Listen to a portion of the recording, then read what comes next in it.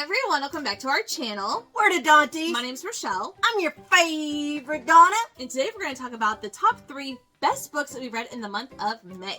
Yep. But before we get to that. Before we get to that, I did something else in May. What'd you do in May? I got a new tattoo. I finally got my Grandma Tyler tattoo. Look at that. It's Grandma Tyler. From Moana. From Moana, because Grandma Tyler got 2 grandbabies. And who got 2 grandbabies? You do. Mm-hmm. And their daddy is a chief. And my son is a chief. He is. He actually is. So, there you go. I'm Grandma Tyler. Okay. I just didn't get it across my back. I just got it right there. Yes. But anyways, yeah, that's what I did. So every month we like to share the top 3 favorite books that we've read for that month. Just because there's 2 of us and we read so much, there's no way we can do a full wrap up. But if you are ever interested in knowing what we're reading and how we're rating things, our Goodreads are always listed down below if you want to follow us there. So this month I have a wide range of genres. You don't. So Not really. You want to start? Let's start with the cozy mystery. Yes. So, there we go. Vera Wong's Guide to Snooping on a Dead Man. I call it Snooping on a Dead Guy. Same. By Jessie Q. Sutanto. So, this is the second Vera Wong book by her. This was the one that did the Dial A for Aunties. Yes. I love that one. Good. And Good I'm times. loving the Vera Wongs too. Yes. She is so funny. The way that there's stuff in this book where she just decides she's going to go into the principal's office and she going to lie and say she's this kid's grandmother. And she just takes over the meeting with the principal and puts the principal in his place. And yeah, I like that. I think that's hysterical. It is. You were laughing quite a bit reading this one. Yes. But yeah, Vera Wong is a very funny old lady who thinks she knows everything. Like me. Alright, so the first book I want to talk about is Kill Yours, Kill Mine by Catherine Kovacic, I think. So this is one that I've heard about for a while and I've been really interested in, and I finally found it at my local library, so I picked it up this month, and this is so good. So this one we're following a group of 6 women, one of which is a therapist, and this therapist is recruiting women into like this very special group therapy. But they all have something in common, and that is they have all had their sister or someone in their life murdered at the hands of their lovers, like domestic violence, kind of a thing. And we're following all 6 women who, now that their circle is complete, they decide to have this elaborate plan for them to kill for each other. So very much strangers on a train premise, but with 6 of them, 2 people are going to take care of one man as like the main person, and then like a backup in case something goes wrong. This was so intriguing, so good, and the ending, the very last page, had my jaw on the floor. I could not believe where this ended. This was so good. The very thrilling, very edge of your seat type of thriller. I loved it. It was so good. Next we have Count My Lies by Sophie Stava. I think this is a debut. Oh, loved it. Loved it. This was good. Everybody's lying. Everybody. Everybody's lying. Don't trust nobody. Everybody's lying. Yes. It was good. So basically, this woman, let's see. It starts off with Sloane Caraway is a liar. Yes. Harmless lies mostly to make her self-proclaimed sad little life a little bit more interesting. Well, she becomes a nanny. Yes. And she becomes a nanny for this family, and she kind of got a crush on the daddy. You know, that happens a lot. But everybody's lying. Everybody. This one was, like, you think it's a typical thriller, domestic thriller, but it goes to places I've never seen. Did you see these things coming? Not all of them. No. Some of them, yes. But But not all of them. it was so good. Very surprising.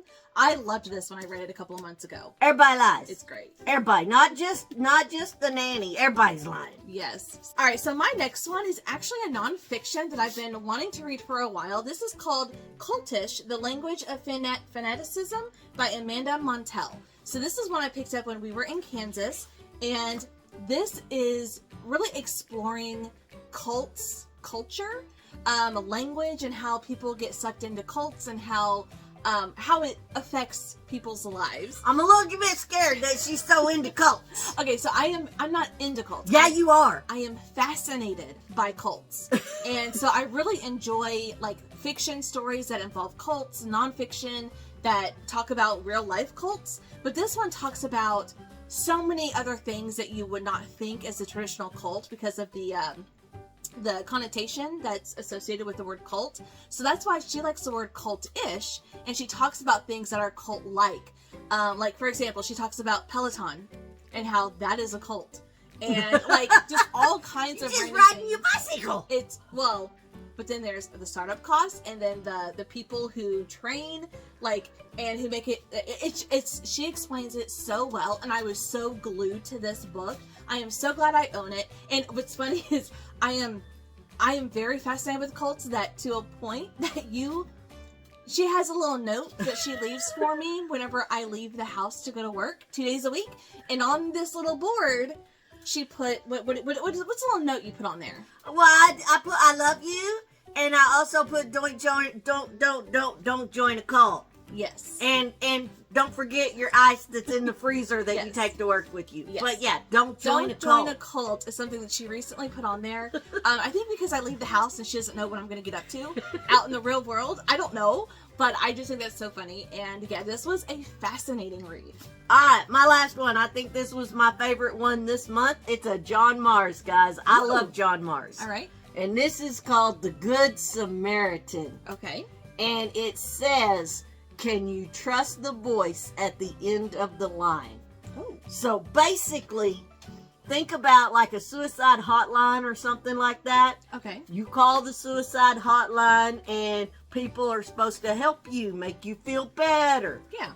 What if the person on the other end of the line got off on people killing themselves Ooh. and That's not a helpful talked you hotline. into killing yourself? What? So, yeah. And it's very interesting. They have a certain criteria that if the caller calls in, the caller has to meet these criteria. They have to really believe that the caller is serious. Okay. Because a lot of people, when they call a suicide hotline, they're just looking for attention. She don't want nobody that's looking for attention. She wants somebody that's ready to do the deed. Uh-oh. And it's very interesting the way it plays out. There is someone that she targets and gets them to commit suicide. And her husband starts figuring out that maybe it was the person on the other end of the line that caused it. Ooh. And he starts trying to trick the 1-800 number person. Okay. And it's very interesting the way this plays out. So is this a newer release of his or a backlist title? It's on KU. So we don't know. I don't know. It's on KU. I really enjoy John Mars. I haven't read many of his books. Well, I've read a handful, but I haven't read him in a long time. So this actually might be a good one. Yeah. It sounds really interesting. It's on KU. You can zip through it. It's a good one. I listened to it and read it so quick. I was like, oh dang, it's over already. I hate when that happens. I know, right? All right, so my last book that I want to talk about, and my favorite book of the month, came as a big surprise to me. It is Our Infinite Fates by Laura Stephen. So this is a young adult fantasy. Well, it's fantasy. I don't know if it's young adult or not, but our main character is 17 years old. But we're following Evelyn and Arden, and these two, their souls are tied together. And every life that they live, they end up having, like, they have no choice but to find each other, and they have to murder each other before our main girl, Evelyn, turns 18 years old. And so we're following many, many different lifetimes of them living the life of whatever time period they're in, and then finding each other and having to murder each other. And we don't know why, but we're following her, and the main timeline is Wales in 2022. And she loves her life. She has a sister who she has some medical issues. She's trying to save her with her bone marrow, and she does not want to die, and her birthday is like in 4 days. So her 18th birthday. So she knows that she's on the lookout for Arden. She knows that he's gonna find her and he's gonna have to murder her before her birthday. But she tries to have him hold off until she can save her sister, and hopefully break the curse as well, because she doesn't know what happens if they don't kill each other, because it's never happened. So every other chapter, you're flashing back to the 1800s, the 1600s, the 900s, of all of these lives that they have lived and how they end up finding each other. And the twist of why this is all happening left me shocked. I was flabbergasted. Your flabbers was gasted. My flabbers was gasted, okay?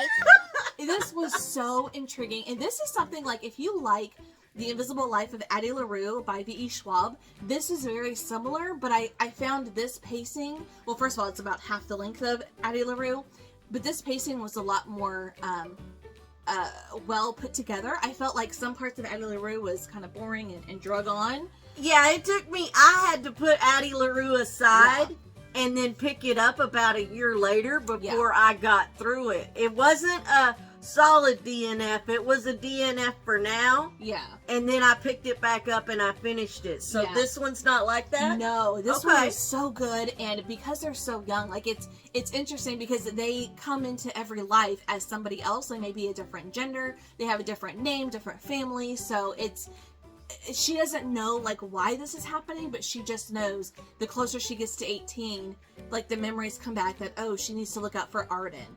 And who knows who he's gonna look like or be or pretend to be to get close to her in order to murder her.